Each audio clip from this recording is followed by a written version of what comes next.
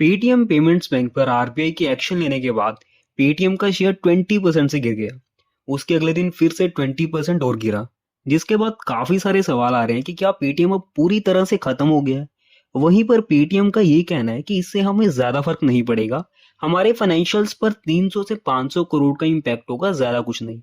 लेकिन आम इन्वेस्टर्स के दिमाग में यही सवाल है कि क्या पेटीएम अब खत्म हो गया है या फिर इससे वाकई में पेटीएम को ज्यादा फर्क नहीं पड़ेगा। इसका डिटेल्ड आंसर आपको इस वीडियो में मिलेगा। सबसे पहले तो हम कुछ नंबर्स और डाटा की मदद से ये समझने की कोशिश करते हैं कि आरबीआई की इस एक्शन का पेटीएम पर क्या असर होने वाला है, जो कि क्लियरली विजिबल है। आरबीआई ने पेटीएम पेमेंट्स बैंक के न्यू यूजर एक्विजिशंस पर मार्च 2022 में ही रोक लगा दी थी। उस टाइम पर कंप्लायंसेस का कुछ इश्यूज थे, जिसके चलते रोक लगा दी गई थी। लेकिन उसके बाद भी लगातार कंप्लायंसेस को फॉलो नहीं किया गया, जिसके चलते आरबीआई का ये कहना है कि हमने आगे का एक्शन लिया है। पेटीएम ने भी यहाँ एग्री किया है कि उन्होंने कंप्लायंसेस फॉलो नहीं किए हैं। आरबीआई से कोई भी लाइसेंस लेना पहले ही बहुत डिफिकल्ट है, और उसमें आप इस तरह का नेग्लिजेंस करते हैं तो उसका सिर्फ आपकी कंपनी को ही नहीं, आपके शेयर होल्डर्स पर भी बहुत बड़ा इम्पैक्ट पड़ता है। तो कहीं ना कहीं इस चीज से ये पता चलता है कि पेटीएम पेमेंट्स बैंक्स में सीरियसनेस नहीं थी, जिसके चलते ये सारी चीजें हुई। बिकॉज आरबीआई इतना स्ट्रिक्ट एक्शन बहुत रेयरली लेता है, और यहाँ पर तो आरबीआई ने पेटीएम पेमेंट्स बैंक खत्म होने की कगार पर लाकर रख दिया है, क्योंकि अगले महीने से कस्टमर्स पेटीएम पेमेंट्स बैंक में पैसे डिपॉजिट नहीं कर पाएंगे, फंड्स भी ट्रांसफर नहीं कर पाएंगे, जिसके चलते कस्टमर्स को सारा पैसा निकालना ही पड़ेगा। मार्च 2022 से पेटीएम पेमेंट्स बैंक की न्यू कस्टमर ओनबोर्डिंग बंद थी, लेकिन ऐसे में पेटीएम पेमेंट्स बैंक की जो पोजीशन थी वो पहले से बहुत ज्यादा स्ट्रांग थी।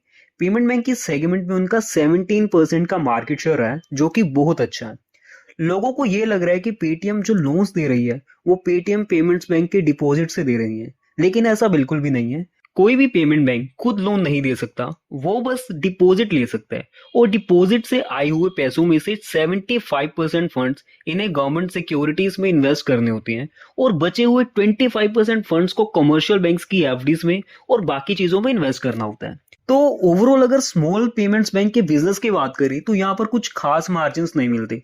तो प्रॉफिट बढ़ाने के लिए पेटीएम ने क्या किया कि उनके पेटीएम पेमेंट्स बैंक में जो यूजर्स हैं उनका डेटा एनालाइज करना शुरू किया कि उनके किस तरह के एक्सपेंसेस हैं, कहाँ कहाँ पर वो स्पेंड करते हैं, फाइनेंशियल मैनेजमेंट उनका कैसा है, और फिर उसका यूज करके उन्होंने उन लोगों को लोन देना स्टार्ट कर दिया। अब ये जो लोन है जो पेटीएम देता है, ये पेटीएम पेमेंट्स बैंक से नहीं होता है। इसके लिए उन्होंने कई सारे एनबीएफसी के साथ टाई अप किया हुआ है, जैसे कि Aditya Birla Capital, Hero FinCorp, Piramal Finance और भी काफी सारी एनबीएफसी के साथ।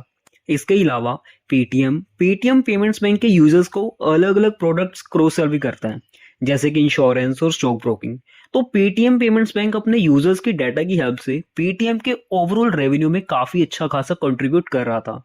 पेटीएम के फाइनेंशियल्स में अगर हम पेटीएम पेमेंट बैंक की बात करें तो फाइनेंशियल ईयर 2022 में उसका रेवेन्यू 22,179 करोड़ था, और फाइनेंशियल ईयर 2023 में उसका रेवेन्यू 23,565 करोड़ था, जो कि पेटीएम जो पूरा ग्रुप है उसके टोटल रेवेन्यू का 28% है, और यहाँ से कंपनी को प्रॉफिट भी मिल रहा था। पिछले फाइनेंशियल ईयर में पेटीएम पेमेंट्स बैंक ने 57 करोड़ का प्रॉफिट कमाया था। अब पेटीएम को प्रॉफिटेबल बनने की जल्दी है, क्योंकि बहुत लंबे टाइम से पेटीएम लॉस मेकिंग है। इन्वेस्टर्स और सभी की तरफ से प्रेशर, और पेटीएम को जल्दी से प्रॉफिटेबल होने का सपना पेटीएम पेमेंट्स बैंक की मदद से जल्दी पूरा होने वाला था, क्योंकि कंपनी का प्लान ओवरऑल एक्सपेंसेस को कम करके प्रॉफिटेबल चीजों पर फोकस करने का था, जैसे कि पेटीएम पेमेंट्स बैंक और लोन बिजनेस। यहाँ से जल्दी पैसा कमाकर जल्द से जल्द प्रॉफिटेबल बन सकते थे। लेकिन अब पेटीएम पेमेंट्स बैंक गेम से आउट हो गया है, और 2300 करोड़ का रेवेन्यू, यहाँ से प्रॉफिट भी आ रहा था, वो भी चला गया। इससे एक चीज तो क्लियर है कि कंपनी को प्रॉफिटेबल बनने में थोड़ा और टाइम लगेगा। अब पेटीएम को 2300 करोड़ का रेवेन्यू भी कवर करना है, और भी काफी सारे टास्क हैं कंपनी के सामने, जिनकी वजह से शेयर प्राइस काफी तेजी से गिर रही है। शायद कुछ बड़े इन्वेस्टर्स को इसका अंदाजा पहले से ही था, इसीलिए नवंबर 2023 में वॉरेन बफेट की बर्कशायर हैथावे ने पेटीएम का सारा स्टेक 600 करोड़ के लॉस में सेल करके पेटीएम से एग्जिट ले लिया था। पिछले कुछ टाइम में कंपनी के फाउंडर विजय शेखर शर्मा ने कंपनी में इनडायरेक्टली अपने स्टेक को 19% तक बढ़ाया था। अब ये स्टेक बढ़ाया तो जितना कंपनी का लॉस होगा, शेयर प्राइस में गिरावट होगी, उतना ज्यादा फाउंडर का नुकसान होगा। तो इसे अवॉइड करने के लिए पेटीएम लोन बिजनेस में तेजी से एक्सपेंड कर सकते हैं। फाइनेंशियल ईयर 2022 में कंपनी का loan disbursal all around 3000 crore का था।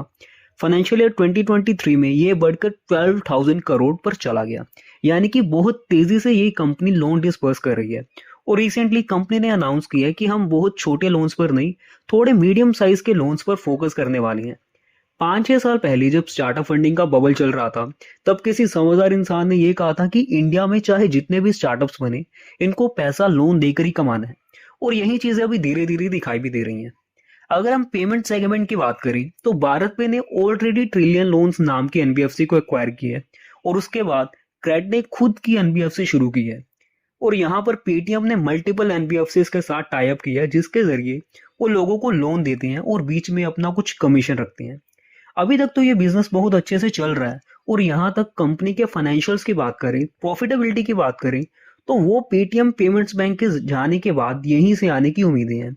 अब यहाँ पर सबसे बड़ा चैलेंज ये है कि बैंकिंग बिजनेस में ये मैटर नहीं करता कि आप कितना बड़ा लोन डिसबर्स कर रहे हैं, बल्कि ये मैटर करता है कि आप कितने एफिशिएंटली उसे रिकलेक्ट कर रहे हैं।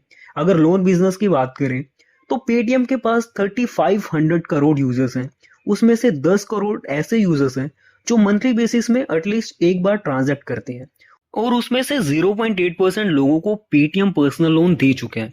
पेटीएम अब यहाँ पर कोशिश करेगी कि इस बिजनेस को, जो लोन का बिजनेस है, उसे और भी स्केल किया जाए। और यहाँ तक कि कलेक्शन की बात है तो इसलिए इन्होंने एक कंपनी को एक्वायर किया है जिसका नाम है क्रेडिटमेट।